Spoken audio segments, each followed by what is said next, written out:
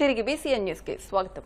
Party ఏదైనా అధికారంలోకి వచ్చాక ప్రజా సమస్యలు తీర్చాల్సిందే. ప్రజా సమస్యలు పరిష్కరించడంలో ప్రోటోకాల్ వివాదం కొంత తలనొప్పిగా మారిందనే చెప్పొచ్చు. ఆకివీడు నగర పంచాయతీ పరిధిలో ఇటీవల నిర్మించే రోడ్లకు భూమి పూజ చేసే కార్యక్రమానికి వైసీపీ చైర్పర్సన్ జామి హైమావతికి సమాచారం ఇవ్వకుండా కూటమి నాయకులు కొబ్బరికాయ కొడుతున్నారంటూ ఆమె గెలిచిన 13వ వార్డు శ్రీనగర్ కాలనీలోని ప్రజలతో బుధవారం మీడియా సమావేశం ఏర్పాటు చేశారు. ఈ సందర్భంగా హైమావతి మాట్లాడుతూ నగర పంచాయతీకి ప్రథమ పౌరాలుగా ఉన్న ఆమెకు తెలియకుండా కూటమి నాయకులు చేస్తున్న కార్యక్రమాలతో అధికార దాహం బయటపడుతుందని అన్నారు. చైర్పర్సన్ హైమావతికి కాలనీ వాసులంతా బాసటగా నిలవడం హర్షణీయమని వైసీపీ టౌన్ పార్టీ అధ్యక్షులు అంబటి రమేష్, నగర పంచాయతీ విప్ పడాల శ్రీనివాసులరెడ్డి అన్నారు. ఈ కార్యక్రమంలో గుండా సుందరరామనాయుడు, కౌన్సిలర్లు గేదెల అప్పారావు, దొడ్డి జగదీష్, మాజీ ఏఎంసీ డైరెక్టర్ బొక్క శ్రీనివాసరావు, కేశవ, కురెళ్ల పావులతో పాటు పెద్ద ఎత్తున కాలనీ వాసులు పాల్గొన్నారు.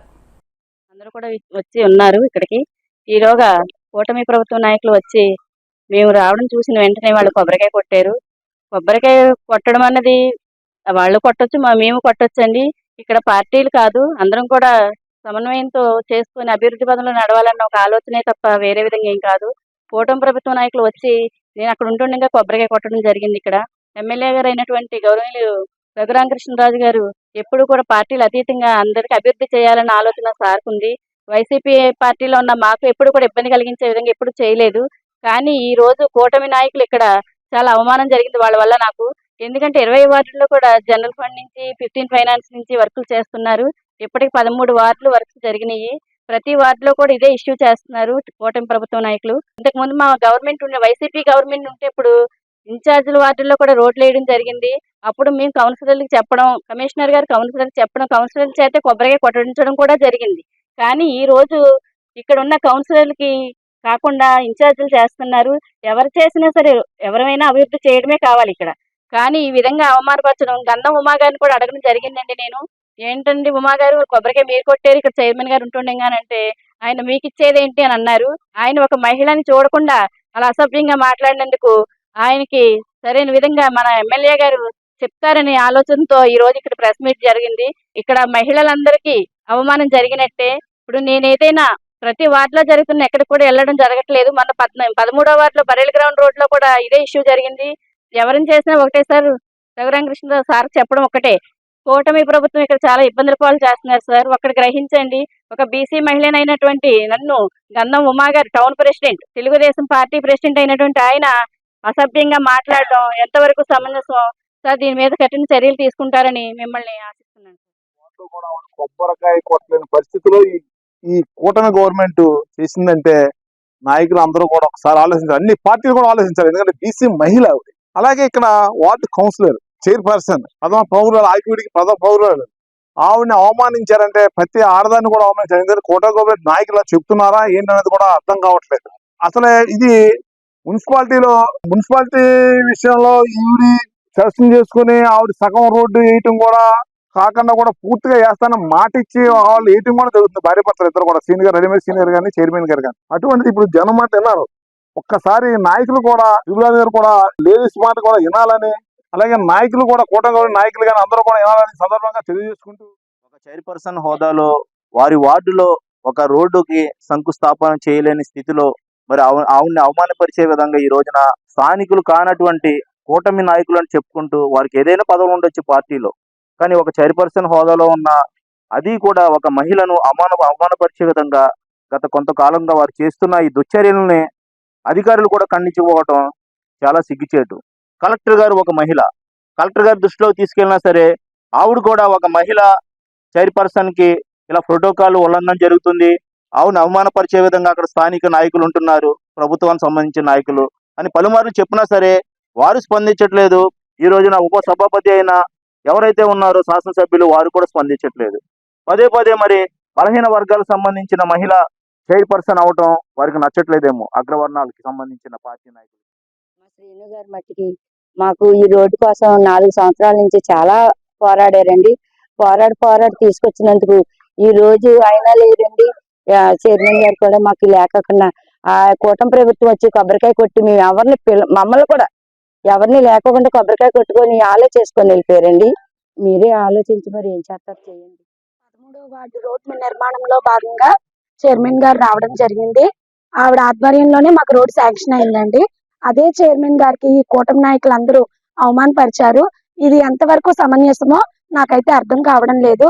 కూటమి నాయకులు ఏం మెసేజ్ ఇద్దామని ఈ రోజు అనుకుంటున్నారో కూడా ఒకసారి వాళ్ళు ఆలోచన చెయ్యాలి. ఈ రోజు ఏం మెసేజ్ ఇద్దామని ప్రజలకి జనాలకి ఏం మెసేజ్ ఇద్దామని అనుకుంటున్నారో కూడా వాళ్ళు ఒకసారి ఆలోచన చేసుకోవాలి. ఎందుకంటే యాజ్ ఎ చైర్పర్సన్ గా ఆవిడకి ఒక రెస్పెక్ట్ ఉంది ఇక్కడ. ఆ రెస్పెక్ట్ ఇవ్వాలా లేదా? రోడ్డు కోసం వాళ్ళు ఎంతో కష్టపడ్డారండి. శ్రీను గారు చైర్మన్ గారు, ఇక్కడ వచ్చిన మా కౌన్సిలర్లు, చుట్టుపక్కల ఉన్న కౌన్సిలర్లు అందరూ మా రోడ్డు కోసం. ఈ రోజు వచ్చిన నాయకులు ఎవ్వరు మాకు రోడ్డు మునిగిపోయినప్పుడు ఎవ్వరూ రాలేదండి. ఇప్పుడు వచ్చిన కొబ్బరికాయ కొట్టిన నాయకులు ఎవ్వరు ఈ రోజు రాలేదండి. ఈ రోజు మరి ఏ రకంగా మా వార్డుకు వచ్చి కొబ్బరికాయ కొట్టారో ఒకసారి వాళ్ళు ఆలోచన చేసుకోవాలి. చూసుకున్న అడవిడిగా ఈ లోపు వాళ్ళు వచ్చి మొత్తం అంతా బ్యానర్ గడతో కొబ్బరికాయ కొట్టేయడం, ఆ కార్యక్రమం ఇప్పుడు ఇక్కడే ఉంది. ఆవిడ పిలవడం లేదు, కనీసం ఏదో తన మాట చెప్పడం కూడా లేదు. మరి ఏరియా అంతా చేసింది కూడా ఆయనే. కాలనీ కానీ, కరెంట్ లైన్ మొత్తం కానీ, పైప్ లైన్ మొత్తం కానీ మొత్తం అంతా ఆయనే చేసుకొచ్చాడు. చైర్మన్ గారు రణ్మణి సింగ్ గారు ఎంత చేసింది ఆయన కాలనీకి అంతా. మరి వాటికి ఇంత చేసినోడు కనీసం ఇంత దగ్గర ఉన్నప్పుడు కూడా వచ్చి ఆయన కొబ్బరి కొట్టిన చైర్మన్ అంటే ఏమవుద్ది? బ్యానర్ మీరే పెట్టి ఇబ్బంది లేదు. ఎవరన్నా ఉంటే మాకు వాళ్ళు మనవాళ్ళే, వీళ్ళు మనవాళ్ళే, బయట వాళ్ళం కాదు. ఎడదీసి ఏర్పాటు చేయడం వల్ల అది మాకు బాధగా ఉంది. భీమవరం రాధాకృష్ణ నేత్రాలయ ఆధునిక కంటి వైద్యశాల వారిచే భీమవరం తాడేరు రోడ్లోని ఇందిరమ్మ కాలనీ నందు ఉచిత కంటి వైద్య శిబిరం గురువారం నిర్వహించారు. ఈ శిబిరాన్ని ప్రారంభించిన ప్రముఖ నేత్ర వైద్యులు డాక్టర్ వి రవికుమార్ రాజు మాట్లాడుతూ, దృష్టిలోపం ప్రారంభ దశలో గుర్తించడం ద్వారా కొంతవరకు నివారించవచ్చని, నిర్లక్ష్యం చేయడం వల్ల సమస్య తీవ్రతరం అవుతుందని, ఈ క్యాంపు నందు ఉచితంగా కంటి వైద్య పరీక్షలు నిర్వహిస్తున్నామని, అవసరమైన వారికి ఉచితంగా మందులతో పాటు ఆపరేషన్లు కూడా తమ హాస్పిటల్ నందు నిర్వహిస్తున్నామని తెలిపారు. సంఘ సేవకులు అల్లు శ్రీనివాస్ మాట్లాడుతూ, నిరుపేదలు నివసించే కాలనీలో క్యాంపు ఏర్పాటు చేసిన రాధాకృష్ణ నేత్రాలయ యాజమాన్యానికి కృతజ్ఞతలు తెలిపారు. ఈ కార్యక్రమంలో doctor V Dhanalakshmi, K Prashanti, Aruna, Sunanda Prasad, gym Rakesh, G Mahesh Rasu, Indukuri Shivaji Varma, Maheshwari, SK Chan Basha, Kuthadi Prashanth, Mahesh Varma, P Siva, Shyam, Prithvi, Prasad, Bandi Sudheer, Peddi తదితరులు పాల్గొన్నారు. 23 ఏళ్ల నుంచి భీమవరంలో హాస్పిటల్ సేవలు అందిస్తుంది. ప్రత్యేకంగా మన హాస్పిటల్కి వచ్చి అన్ని ఇన్సూరెన్స్లు ఉన్నాయి. ప్రతి ఆరోగ్యశ్రీ, ఈహెచ్ఎస్ కాకుండా మొత్తం అన్ని ప్రైవేట్ ఇన్సూరెన్స్తో పాటు మనకి అన్ని రకాల సర్వీసెస్, ఈవెన్ గ్లోకోమా, రెటీనా అన్ని సర్వీసెస్ ప్రొవైడ్ చేస్తున్నాం. ఈ కాలనీ వాసులందరూ కూడా మన సర్వీసెస్ వాడుకోవాలని కోరుచున్నాం. ఈ క్యాంపు ఈ రోజు మార్నింగ్ 10 గంటల నుంచి సాయంత్రం 4 గంటల దాకా జరుగుతుంది. సో అందరూ ఈ కార్యక్రమాన్ని జయప్రదం చేసి సర్వీసెస్ వాడుకోవాలని. ఇందిరమ్మ కాలనీలో ఉన్న ప్రజలందరూ సద్వినియోగం చేసుకోవాలని చెప్పి డాక్టర్ గారు ఇక్కడికి వచ్చిన వాళ్ళందరికీ, పేషెంట్స్ అందరికీ ఉచితంగా మెడిసిన్ ఇస్తున్నారు. అదే కాకుండా ఇక్కడ ఏమైనా ఈ ఆపరేషన్ చేయాల్సి వస్తే వాళ్ళ హాస్పిటల్లో ఆధార్ కార్డు, అదే ఆరోగ్యశ్రీ ద్వారా ఫ్రీగా కంటికి చేయడానికి ముందుకొచ్చారు. ఈ కంటి శిబిరాన్ని అందరూ సద్వినియోగం చేసుకోవాలని రాధాకృష్ణ నేత్రాలయం డాక్టర్ గారు అయినటువంటి రవికుమార్ రాజు గారిని గతంలో నేను పంచాయతీ ఆఫీసర్గా ఉన్నప్పుడు కొన్ని చోట్లకి తీసుకెళ్లి సక్సెస్ చేసాం. ప్రజలు చాలామంది దానివల్ల ఉపయోగం పొందారు. అదే రకంగా మీరు కూడా ఉపయోగం పొందుతారని కోరుకుంటున్నాను. మరి వీరి స్టాఫ్ 10 కాలాల పాటు ఎంతో మందికి ఇటువంటి సేవలు చేయాలని కోరుతున్నాను. సర్వేంద్రియానం నయనం ప్రధానం అన్నారు. మన అవయవాల్లో దృష్టిలోపం ఉన్నట్టయితే చాలా కష్టం. మరి అటువంటి దృష్టిలోపం ఎవరైతే ముందుగా ఈరోజు అందరికీ వయసుతో నిమిత్తం లేకుండా ముందు ఈ కళ్ళకి సంబంధించినటువంటి కంప్లైంట్లని ఎక్కువైనాయి. అందుకే చాలా మందికి వచ్చినప్పటికీ కూడా గ్రహించుకోలేక అలాగే చూడడం వల్ల లోపం ఉన్నప్పటికీ కూడా కంటిన్యూగా టెస్ట్ చేయించుకోకపోవడం వల్ల తర్వాత చాలా ఇబ్బంది ఏర్పడే పరిస్థితి ఉంది. కాబట్టి ప్రతి ఒక్కరు కూడా కంటి విషయంలో చాలా జాగ్రత్తలు తీసుకుని ముందు టెస్ట్ చేయించుకున్నట్టయితే దాన్ని కొంత నివారించుకోవడానికి అవకాశం ఉంటుంది. చాలా మంది కళ్ళు టెస్ట్లో కొద్దిగా నిర్లక్ష్యం వహిస్తారు. దానికి సంబంధించినటువంటి టెస్ట్లని ఈ రోజు ఇక్కడ ఉచితంగా చేయడం, అలాగే ఆరోగ్యానికి సంబంధించినటువంటి ఆపరేషన్లు కూడా భీమవరంలోనే నిర్వహించడానికి ముందుకు వచ్చారు. ఉండి సబ్ రిజిస్ట్రార్ కార్యాలయానికి సమీపంలోని పెడాయికోడు అభివృద్ధి పనులకు గురువారం శ్రీకారం చుట్టారు. నీటి వినియోగదారుల సంఘం అధ్యక్షుడు మంతెన సాయిలచ్చరాజు, మండల టీడీపీ మాజీ అధ్యక్షుడు కరిమెరక శ్రీనివాస్, రైతు సంఘం జిల్లా నాయకులు ముదునూరి కృష్ణంరాజు, మాజీ జడ్పీటీసీ సభ్యుడు కాగిత మహంకాళి, వార్డు సభ్యుడు కమతం బెనర్జీ తదితరులు కొబ్బరికాయ కొట్టి పూజలు చేశారు. ఈ సందర్భంగా ముదునూరి కృష్ణంరాజు మాట్లాడుతూ, చాలా కాలం నుంచి ఉండిలోని పెడాయికోడులో మట్టి పూడిక తీత పనులు చేపట్టకపోవడంతో సాగునీరు ప్రవాహానికి తీవ్ర అవరోధాలు ఎదురవుతున్నాయని తెలిపారు. 4 కిలోమీటర్ల పరిధిలో ఈ పనులు ప్రారంభిస్తున్నామని వివరించారు. ఈ కార్యక్రమంలో గ్రామ కార్యదర్శి అనిల్ కుమార్, కొల్లి చిట్టి వెంకన్న, ఇతర సభ్యులు పాల్గొన్నారు. రైతులకి పెడాకోడ్ అనేది ఒక 200 నుంచి 300 ఎకరం దాకా కింద తెల్లుకోడు దాకా ఒక సాగునీరు ప్రధాన కాలువ ఇది. మెయిన్గా ఇక్కడ నుంచి ఉండి మెయిన్ కెనాల్ నుంచి వెళ్ళిన జర్నీ మురికాల దాకా ఉంది కాబట్టి ఎక్కడా కూడా మన గ్రామం అంత లెక్క కూడా ఏదన్నా మనం మిషన్తో కానీ ఇప్పుడు జనాలతోటి ఇదివరకు పూర్వం చేసేవారు. ఇప్పుడు ఎవరో ఫిజికల్గా వచ్చి తీసి పరిస్థితి ఎవరో లేరు కాబట్టి మనుషులతో చేసే పరిస్థితి కాదు. ఏదైనా మిషనరీ అయితేనే తప్ప ఇవాళ దాన్ని అభివృద్ధి కానీ లేకపోతే సాగునీరు టయానికి వెళ్ళాలంటే ఇవ్వలేకపోతున్నాం కాబట్టి మిషనరీ తీయాలనుకుంటే కొన్ని సమస్యలు, ఎందుకంటే దీర్ఘకాలంగా ఉండటం వల్ల ఏదో చిన్న అడ్డంకాల్లో ఉండటం వల్ల అది మిషన్లు వెళ్ళలేకపోయినాయి. ఇప్పుడు మన రఘురామకృష్ణరాజు గారు ఈ పంట కాలంలో లేకపోతే కెనాల్ మీద సాగునీరు మీద ప్రత్యేక శ్రద్ధ చూపించారు కాబట్టి దానిలో భాగంగానే ఇది కూడా ప్రజలకి ఇబ్బంది లేకుండా రైతులకి అవసరాలు తీర్చే విధంగా పంట నీరు, స్వచ్ఛమైన నీరు వెళ్ళాలనే ఒక ఉద్దేశంతో ఈ ప్రక్రియ ప్రారంభించడం జరిగింది.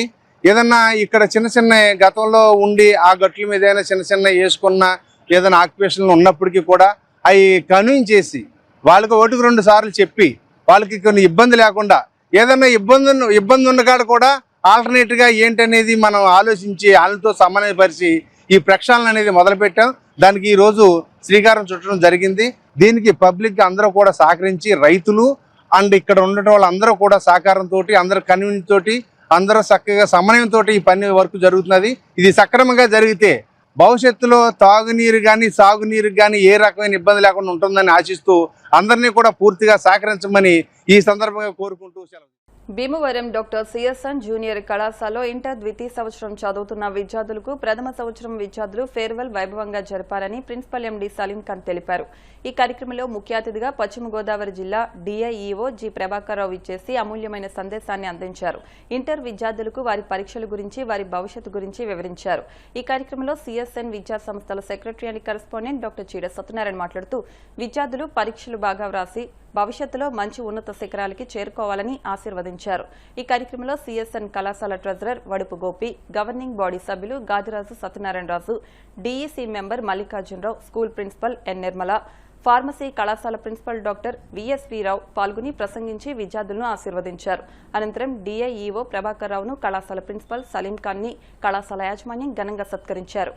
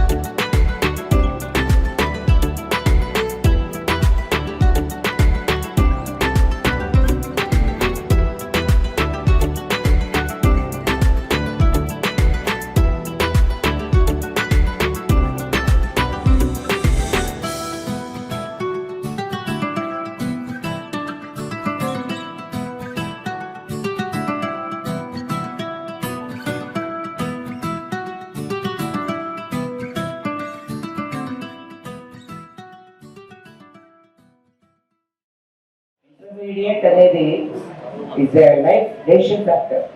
Is a bridge between your life, childhood life. Intermediate తర్వాత ఏం చేయాలి, ఏ కోర్సులోకి వెళ్ళాలనేది ఇప్పుడే మీరు ప్లాన్ చేసుకోవాలి. ఇంజనీరింగ్ చేద్దామా, లేకపోతే ఫార్మసీ చేద్దామా, మెడికల్లోకి వెళ్దామా, లేకపోతే చార్టెడ్ అకౌంటెన్సీ, కామర్స్ కోర్సులో చేద్దామా, ఏ కోర్సు చేద్దామని చూసుకుని ఆ విధంగా మీరు ప్రిపేర్ అయ్యి మీ భవిష్యత్తు నిర్ణయించేది intermediate. The roots of education or bitter but the fruit is sweet అన్నారు. అలాగే aimless life is a miserable life.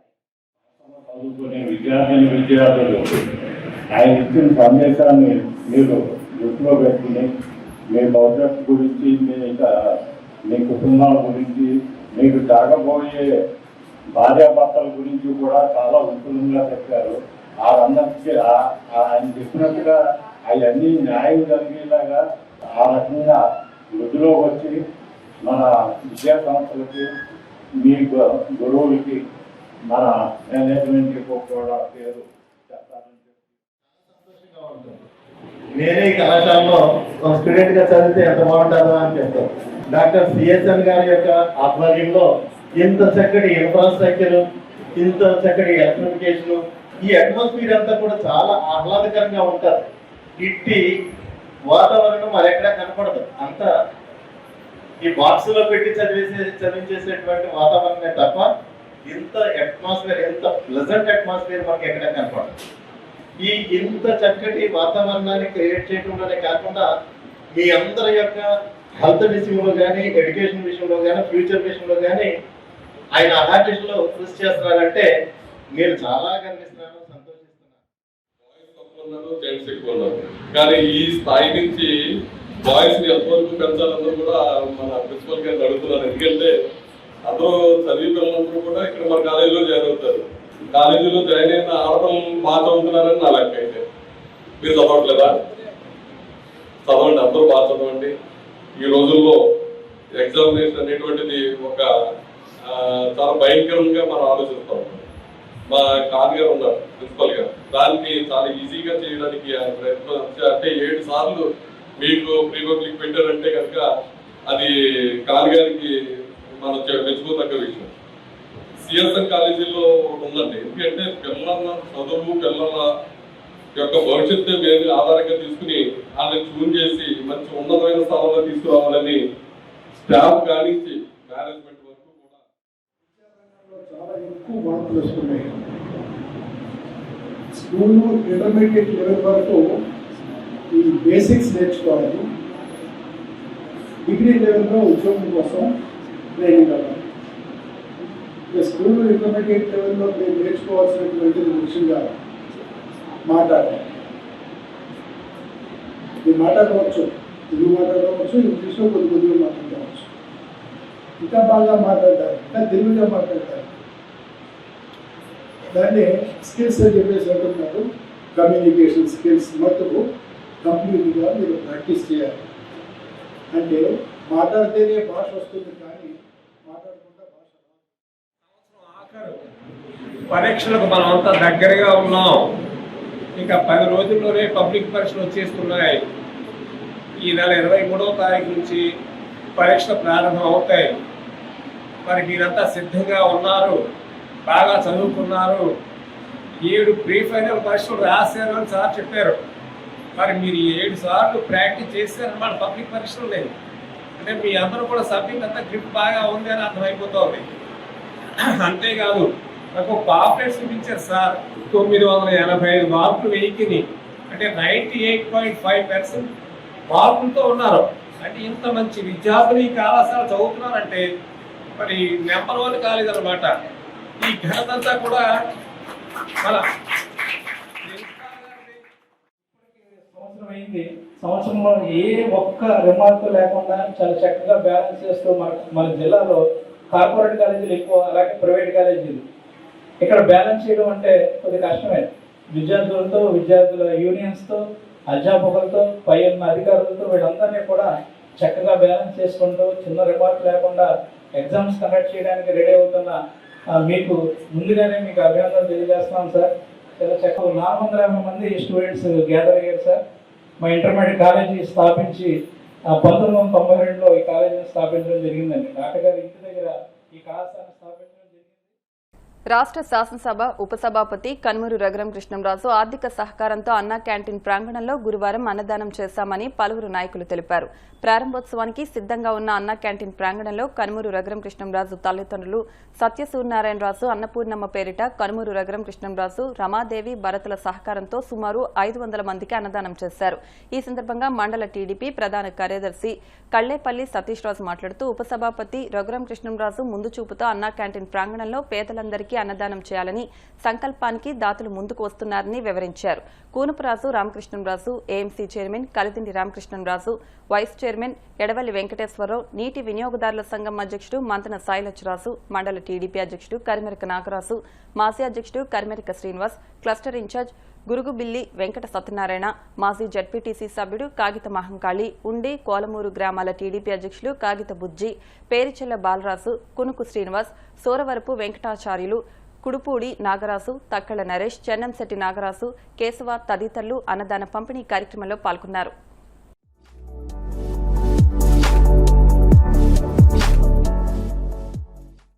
గ్రామంలో అన్నా క్యాంటీన్ పార్క్ దగ్గర గౌరవనీయులు పెద్దలు డిప్యూటీ స్పీకర్ కనుమూరి రఘురామకృష్ణరాజు గారు, శ్రీమతి రమాదేవి గారు, భరత్ గారు, ఇందు గారు వీళ్ళందరూ కలిపి ఈరోజు వాళ్ళు తండ్రి గారు అయినటువంటి సత్య సూర్యనారాయణరాజు గారు కనుమూరి మరియు అన్నపూర్ణమ్మ గారు పేర్ల మీద ఈరోజు ఇక్కడ అన్న ప్రసాద కార్యక్రమం పెట్టారు.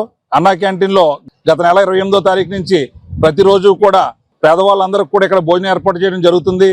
ఈరోజు రఘురామకృష్ణరాజు గారు దాతగా వాళ్ళ తండ్రి గారు తల్లి గారి పేర్ల మీద ఈ రోజు భోజనం పెట్టడం చాలా సంతోషం. ఇక్కడ ఎంతో మంది ఈ రోజు దాదాపుగా 500 మంది పేదలు ఇక్కడ భోజనం చేశారు. దీనికి సహకరించిన రఘురామకృష్ణరాజు గారికి ఈ గ్రామ పెద్దలందరి తరఫున ధన్యవాదాలు తెలియజేసుకుంటూ రానున్న రోజుల్లో దాతల సహకారంతో మరింత అన్నా క్యాంటీన్ పార్క్ లో మరిన్ని రోజులు క్యాంటీన్ ప్రారంభమయ్యేదాకా కూడా ఇక్కడ భోజనాలు ఏర్పాటు చేయడం జరుగుతుందని తెలియజేసుకుంటున్నాం. శ్రీ పార్వతీ సమేత భోగలింగేశ్వర స్వామి క్షేత్రం గురువర్యులు బ్రహ్మశ్రీ కొత్తపల్లి సూర్యప్రకాష్ లాలు సిద్ధాంతి ప్రోద్బలంతో కీర్తిశేషులు గమని కళ్యాణి చక్రవర్తి జ్ఞాపకార్థం ఆయన సతీమణి స్వాతి శ్రీ పార్వతీ సమేత భోగలింగేశ్వర స్వామివారికి రజత పానవట్టం బహుకరించారు. ఆలయ అర్చకులు ప్రత్యేక పూజలు నిర్వహించి గురువారం ఉదయం 10 గంటలకు శ్రీ భోగలింగేశ్వర స్వామివారికి అలంకరణ చేశారు.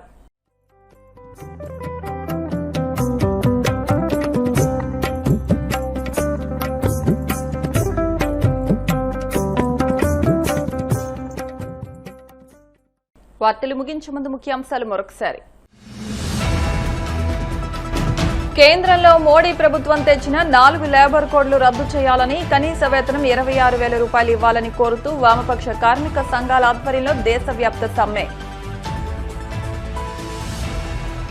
ఆంధ్ర కేసరిగా కీర్తి ప్రతిష్టలు పొందిన మహనీయుడు ప్రకాశం పంతులు. స్వాతంత్ర పోరాట సంగ్రామంలో ప్రకాశం పాత్ర అనే అంశంపై భీమవరం డిఎన్ఆర్ కళాశాల యువతకు అవగాహన సదస్సు. పంచారామ క్షేత్రం భీమవరం గునుపూడి సోమేశ్వర స్వామి ఆలయం వద్ద మహాశివరాత్రి భద్రతా ఏర్పాట్లను సమీక్షించిన ఏలూరు రేంజ్ ఐజీ అశోక్ కుమార్. చినిమీరం శ్రీ సీతారామాలయం వద్ద 52వ అఖండ రామనామ సప్తాహం ముగింపు సందర్భంగా అఖండ అన్న సమారాధన. ఈ వార్తలు ఇంతటితో సమాప్తం. మరిన్ని వార్తల కోసం BCN digital YouTube channel, Facebook page ని ఫాలో అవ్వండి. అప్డేట్ వార్తల కోసం ప్లీజ్ సబ్స్క్రైబ్.